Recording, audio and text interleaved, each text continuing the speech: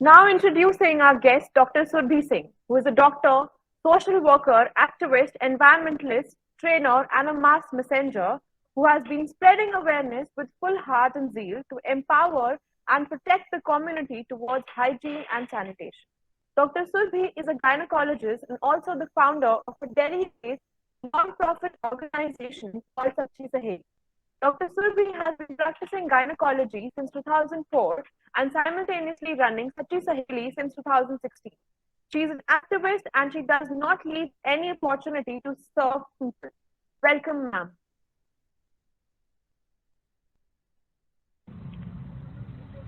Hi, thank you so much. Thank you so much. And I was seeing your skit and the presentation. It was marvelous. I was just lost. It was really very, very beautiful. And thanks for inviting me. Sorry, I'm in traffic. You may heard some noise because it's like I can't control this. So thank you so much for inviting me, and happy Women's Day to all of you. Uh, I think जो सवाल आप लोगों ने उसमें डाला था मुझसे पूछने के लिए कि मेरे क्या मेरी हर्डल्स थे, क्या मेरी स्ट्रगल्स थी एज ए वुमन, तो मैं थोड़ा सा इंट्रोडक्शन दूंगी कि मैं गायनेकोलॉजिस्ट हूँ। लास्ट 17 ईयर्स से दिल्ली में प्रैक्टिस करती हूँ और 6 और 7 ईयर्स बैक मैंने एक एनजीओ स्टार्ट किया था जिसका नाम है सच्ची सहेली। परमानेंटली बिहार, झारखंड, यहाँ पर भी जाकर हम लोग ये ट्रेनिंग कर रहे हैं। तो ये एक नई जर्नी है प्रैक्टिस को छोड़कर, जहाँ पर कि आपको लोग ऐसे गाय देखते हैं और एक एज अ डिफरेंट फॉर्म में देखते हैं वो, और आप वो सब छोड़ के सड़कों पर उतर आओ और बोलो कि नहीं, मुझे तो ये नहीं करना, मुझे तो कुछ और बदलना है या मुझे अपनी लाइफ में कुछ और करना है। तो ये जर्नी बहुत आसान नहीं होती और बहुत मिडिल क्लास फैमिली से और बहुत ही मिडिल क्लास सोच से बड़ी हुई, जहाँ पर एक गुड गर्ल कंपटीशन में हमेशा से थी कि अच्छी लड़कियां ये करती हैं और अच्छी लड़कियां ये नहीं करती हैं। उस गुड गर्ल कंपटीशन में फर्स्ट आने के लिए पता नहीं क्या क्या करती रही और उसी को सही मानती रही। मैं ये नहीं बोलूंगी कि मुझे कुछ बहुत खराब लग रहा था, क्योंकि उस वक्त उस कंपटीशन में फर्स्ट आना ही मेरे को ऐसा लगता था कि शायद यही मेरी जो है डेस्टिनी है और मुझे यही करना चाहिए। तो एक छोटी सी पोयम के जरिए मैं एक 2 मिनट की पोयम के जरिए मैं आपको ये पूरी स्ट्रगल और जर्नी आपके साथ शेयर करना चाहूंगी, अगर आप मुझे अलाउ करें तो।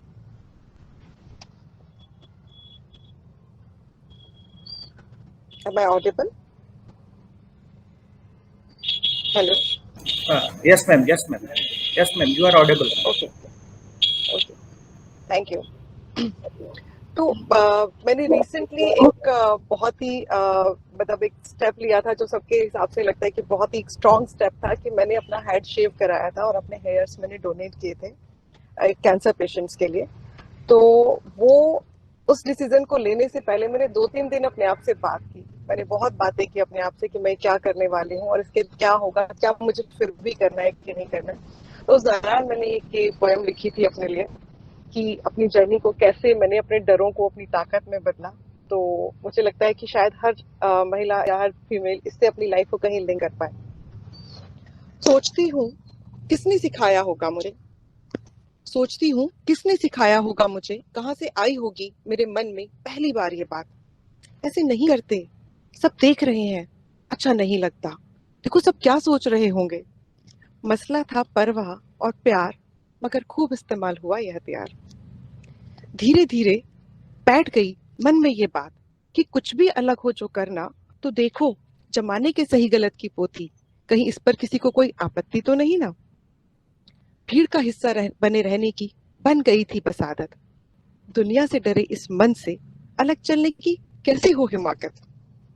घर की सबसे शरारती लड़की, घर की सबसे शरारती लड़की, घर की दहलीज जो ही करती, तक लड़ना नहीं बस भागना ही था, तो अपनी ही कमियों पर खींचती रही। दुनिया ने दिखाया, अपनी सोच में बुन लिए हाथ से ज्यादा नहीं के थे धागे। बन गई थी जिंदगी का वो हिस्सा, फिर उन्हें तोड़कर कैसे कोई भागे। मगर ये जिंदगी है जनाब, अपने ढंग है इसकी, अपना है सिखाने का तरीका। तजुर्बों से बदलते समय के साथ मैंने भी बहुत कुछ जाना और सीखा। वो जो मेरी सोच की दूसरी दुनिया के लोग थे ना, उनकी जिंदगी को भी मिला जानने का मौका करीब से। अरे वो तो अपने ही जैसे थे, बिल्कुल अपने जैसे, जरा भी नहीं थे अजीब से। हाँ, एक बात थी उनमें जो उन्हें करती थी अलग मुझसे, कि वो अपने अंदर डरों को नहीं, कॉन्फिडेंस को थे पालते। डरते नहीं थे किसी के सांचे में, वो जिंदगी को थे अपने ही सांचे में ढालते। मिटने लगा है अब दो दुनियाओं का फासला, मिटने लगा है अब दो दुनियाओं का फासला। खुश हूं कि आने वाली जिंदगी में अब मेरा भी होगा फैसला। बढ़ाने लगी हूं कदम, मुड़कर देखे बिना, कि जिंदगी से नहीं के कितने धागे टूटे। जानती हूँ समझ जाएंगे कभी वो भी जो आज है मुझसे रूठे। बढ़ाने लगी हूँ कदम, मुड़कर देखे सॉरी कुछ नया और अलग करने का मकसद किसी को कुछ दिखाना या बताना नहीं होता, बस खुद को ये बता समझाना होता है कि ये मेरी जिंदगी है, मेरा हक है इस पर, मेरा नियंत्रण है। अब कह सकती हूँ कि ऐ जिंदगी आ, आने वाले तेरे हर फैसले को मेरा ये अभय आमंत्रण है। Thank you so much. तो होप यू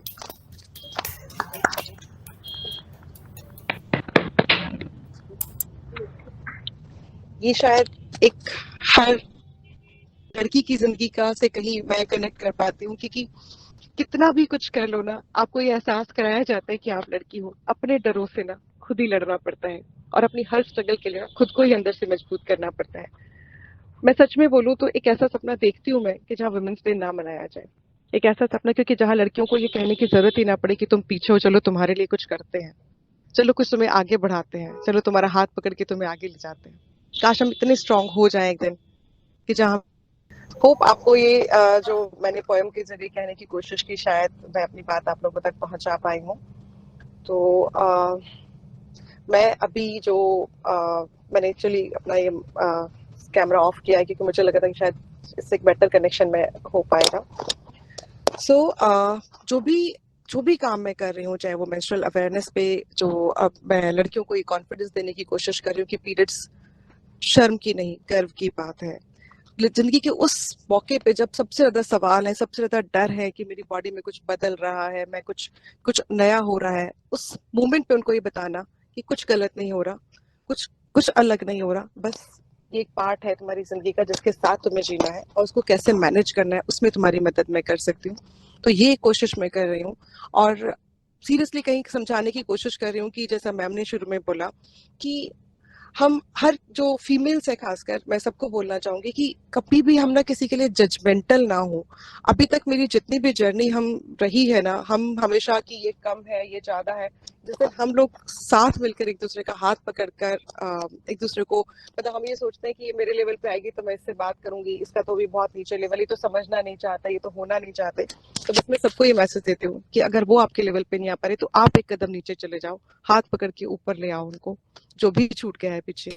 तो हमेशा ये कोशिश करते रहें कि ये पढ़ जाएंगे तब ऐसा होगा, कोशिश कर लेते हैं जिनको हम पढ़ा सके हाथ पकड़ के उनको आगे लेके आ सके। तो यही छोटी सी कोशिश मैं करती हूँ अपनी एनजीओ के थ्रू, जिसमें मैं हमेशा मेरा ये वो रहता है कि मैं इन चीजों को आगे बढ़ा सकूं। दूसरा जो डॉक्टर सुनीति ने मुझे सवाल भेजा था,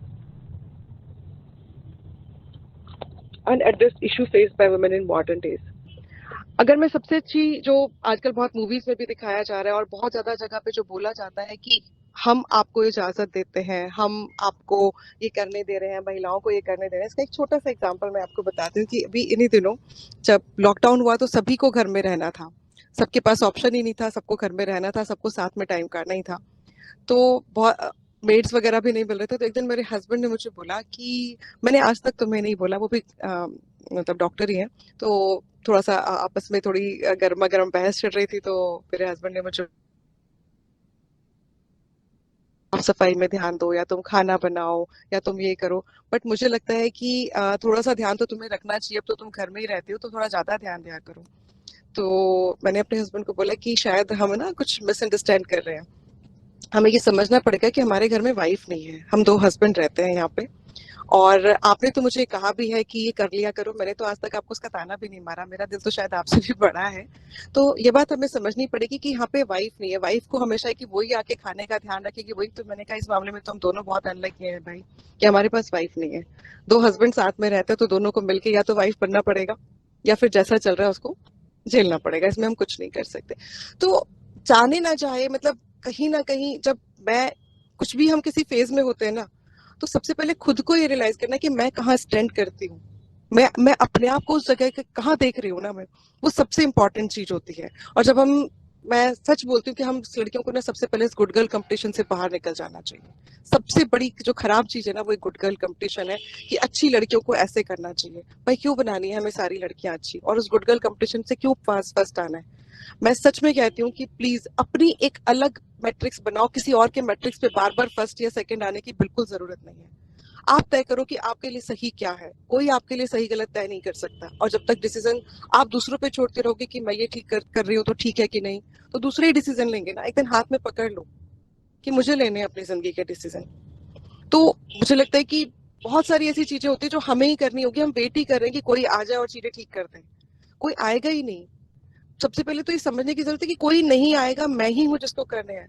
जब मैं घर जाती थी शाम को, तो ऐसा होता था कि अगर थोड़ा सा भी लेट हो जाए तो हस्बैंड पूछते थे क्या हुआ, आज टाइम लग गया। तो मैं बोलती थी कि आज ना एक अल्ट्रासाउंड का पेशेंट था और उसको यूरिन ही नहीं हो रहा था, तो बहुत देर लगी, 15 मिनट लग गए ताकि उसका अल्ट्रासाउंड कर पाती। चलो कोई बात नहीं। किसी और दिन कुछ था कि पेशेंट ने बोला मैं आ रहा हूँ, 10 मिनट में नहीं आया, चलो कोई बात नहीं। एक दिन मैंने बोला कि डॉक्टर साहब आके बैठ गए थे, तो मैं उनसे गप्पे मारने लगी, तो थोड़ा सा टाइम का पता ही नहीं चला। तुम्हें देखना चाहिए रात में इतना लेट हो जाता है। तो मुझे उस दिन रियलाइज हुआ कि मतलब यहाँ तक सब ठीक है कि मतलब ये भी आप अलाउ करोगे कि 10 मिनट किस काम के लिए मैं लेट हो सकती हूँ। और इतना गिल्ट मुझे रहा 4-5 दिन। मैं सोच रही यार मुझसे गलती हो गई, मुझे नहीं करना चाहिए था, मुझे नहीं करना चाहिए था। सारी दुनिया से लड़ने से पहले खुद से लड़ना सबसे वो हो जाता है, मुश्किल काम हो जाता है। क्योंकि आपकी जो कंडीशनिंग है ना, इतना गिल्ट कराती है, इतना गिल्ट कराती है। कुछ भी अलग कर दो ना तो ऐसा लगता है कि हम गलत हैं, हम बच्चे को टाइम नहीं दे रहे। सारी दुनिया ने सारा बोझ हम पे लगा दिया है ना कि हमसे नहीं हो पा रहा है तो हम गलत हैं, हम पति को खुश नहीं रख पा रहे, हम ये नहीं कर पा रहे, क्योंकि हम इस सारे गुड गर्ल कंपटीशन में भरे हुए हैं। बाहर आ जाओ। वो समय निकल गया जब गुड गर्ल वैसी हुआ करती थी। अपनी गुड गर्ल की कहानी खुद लिखनी है, हमें बताना है कि गुड गर्ल कैसी होती है, ये हमें तय करना है। किसी और के मैट्रिक्स पे बार बार पास फेल नहीं होना है हमें। तो इस लड़ाई में सबसे ज्यादा जिसे मुझे परेशान किया वो मैं खुद थी।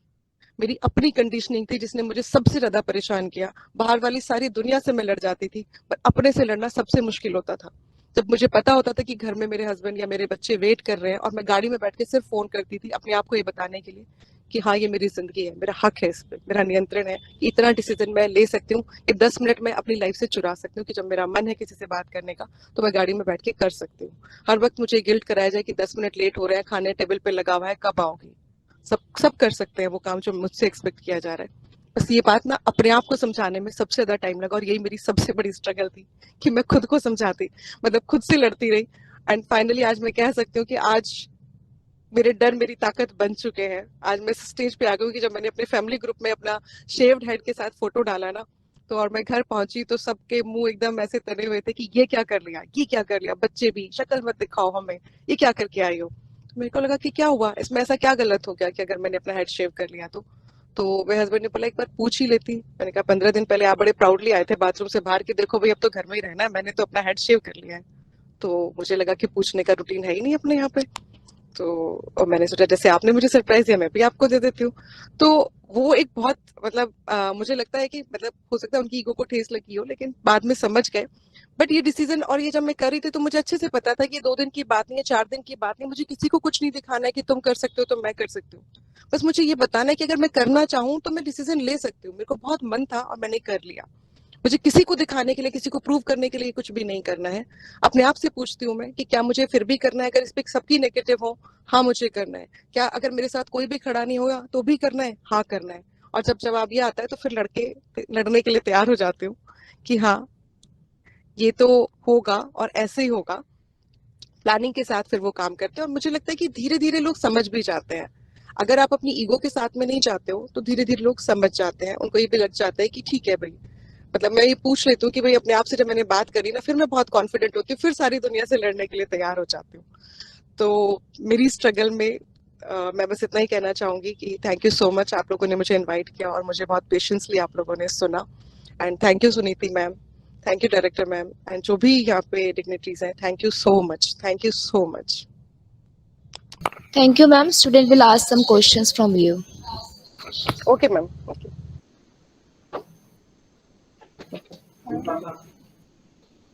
Hello.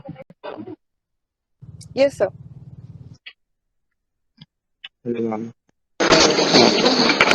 So I will ask you something. According to you, what are the issues and taboos modern women still have to fight in personal and professional life? या लाइक मेरा जो सच्ची सहेली का जो हमारी टैगलाइन है, fighting taboos breaking taboos fighting stigma, हमारा ये है भी। टैबूज बहुत सारी तरह के हैं। जैसे मैं मेंस्ट्रुएशन पे बात करती हूँ ना, तो आज भी इतने टैबूज जुड़े हुए हैं कि खुल के बात नहीं करनी चाहिए, ब्लैक जो नैपकिन्स है उनको ब्लैक पॉलिथीन में रखना चाहिए, लड़कियों को पूजा नहीं करनी चाहिए, अचार नहीं खाना चाहिए, खट्टा नहीं खाना चाहिए, और भी जाने क्या क्या, नहाना, सर धोना, इतने सारे टैबूज हैं। मतलब मुझे बस इतना समझ में आता है कि जहाँ पे एजुकेशन नहीं होती, जहाँ पे प्रॉपर नॉलेज नहीं होती, वहां पे एक स्पेस होता है जिसमें कुछ भी भरा जा सकता है। अगर मुझे पता है कि 2+2 4 है, तो मैं 5 रुपीज का नोट लेके जाऊंगी, तो मैं 2 टॉफी खरीदने के बाद 1 रुपया वापस लेकर आऊंगी, क्योंकि मुझे पता है कि 2+2 4 होते हैं। दुकान वाला मुझे बोले कि नहीं मैडम आजकल 2+2 5 हो गए, तो मैं मान थोड़ा लूंगी।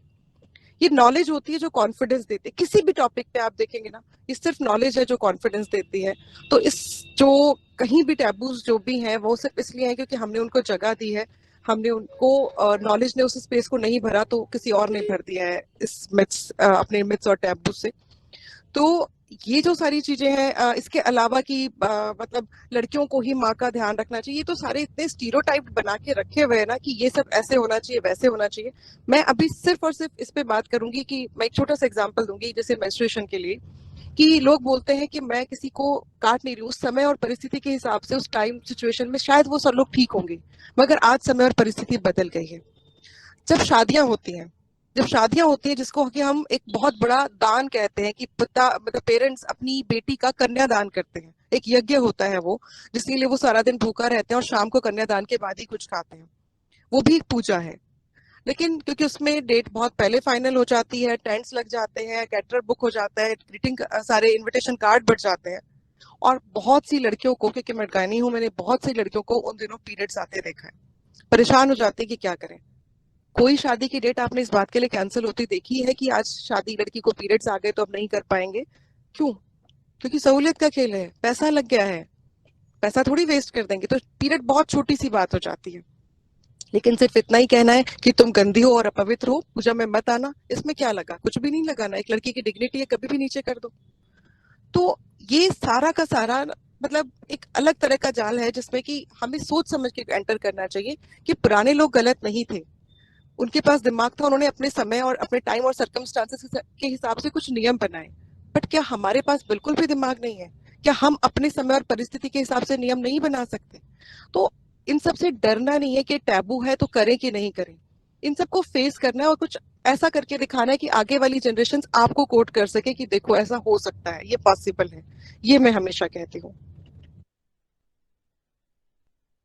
Thank you, ma'am. Can you share some personal issues or professional issues which women face? These were some personal. जो भी मेरे पर्सनल इश्यूज है वो तो मैंने बता ही दिए हैं कि पर्सनल इश्यूज सारे सिर्फ मेरे अपने थे। एक बात मुझे बहुत अच्छे से समझ में आ गई कि दुनिया में कोई आपको नहीं रोक सकता। अगर सबसे ज्यादा जो मेहनत करनी है ना, वो आपको खुद पे करनी है। आपको अपने आप को भरोसा दिलाना है, एहसास दिलाना है। बहुत सी जगह थी, जैसे कि कश्मीर में ना फ्लड आया था, तो वहाँ पे वॉलंटियर डॉक्टर्स की जरूरत थी, और पेपर में ऐड आया क्योंकि वहाँ कोई जा नहीं रहा था। तो मैंने घर में बोला कि मैं जाना चाहती हूँ, तो सबने से बोला कि कश्मीर तो घूमने भी नहीं गए और वहाँ कैसे जा सकती हो, वहाँ तो जो मतलब ऐसा था कि जैसे जाते ही गोली मार देंगे। मैंने कहा मैं तो जाऊंगी, मुझे जाने का मन है। फिर हस्बैंड ने खैर थोड़ा सपोर्ट भी किया, तो मैं चली गई कश्मीर। वहां तो बीएसएनएल का कनेक्शन नहीं आ रहा था, तो मुझे कुछ पता नहीं चला, पर घर में बहुत झगड़े हुए कि कैसे चली गई, बिना बताए चली गई, हमसे पूछा नहीं, ये है वो है, दुनिया भर की जो चीजें थी वो रही यहाँ पे। छोटा सा इशू था कि वहां जब मैं पहुंची तो बहुत काम था, बहुत मतलब 15-16 सर्जरीज होती थी दिन में, डिलीवरीज, ये वो, क्योंकि मेरी पोस्टिंग पुलवामा में थी और वहां पे वो एकदम कट गया था जम्मू से, तो कुछ भी ऐसा नहीं हो पा रहा था कि जिससे कि हम कनेक्ट बना सके। तो सारा जो पेशेंट लोड था एक हॉस्पिटल पे आ रहा था, तो 2 दिन शोपियां जाना पड़ता था, फिर पुलवामा, तो काफी मतलब वैसा भी एरिया सेंसिटिव था, तो घर में भी सब परेशान थे। एनीवेज तीसरे चौथे दिन क्या हुआ कि कुछ डॉक्टर्स आने लगे लोकल, जब पानी थोड़ा कम हुआ, तो कुछ गायनेक जो एनेस्थेटिस्ट थी जो, वो आई 2-3, तो यंग एनेस्थेटिस्ट थी। मैं वॉशरूम के अंदर खड़ी थी, मैंने सोचा कि यार जल्दी से अंदर आओ, जल्दी से अंदर आओ, इतना टाइम क्यों लगा रहे हो? तो दे सेड कि वो, मैंने देखा कि वो लोग अपना हिजाब ठीक कर रहे थे। मैंने कहा भाई टाइम क्यों लगा रहे हो? बोलते वो मैम अपना हिजाब ठीक करे, बस जल्दी से आते हैं। आई सेड कैप मास्क तो लगाओगे ना, तो क्या फर्क पड़ता है हिजाब नहीं भी लगाए? बोली नहीं नहीं मैम, ये तो बहुत जरूरी है, दोजख मिलता है अगर ये ठीक नहीं करते। मतलब मैंने लिटरली इसे सरकाज में बोला, सारी जिंदगी को दोजख बना के रखते हैं और पता नहीं क्या इनको हिजाब हिजाब करना। टाइम चला गया। उसी साल हम एक एजुकेशनल ट्रिप पे यूएस जाने का मौका मिला। तो यूएस में जब हम घूम रहे थे तो लोग बिकनी में थे, तो मेरे हस्बैंड ने बोला अरे तुम बिकनी नहीं लेकर आई, तुम क्यों इतने पूरे कपड़ों में घूम रही हो? ऐसे कि मैं ऐसे घूमूंगी, तुम्हें लगता है? कैसे अजीब है ये लोग।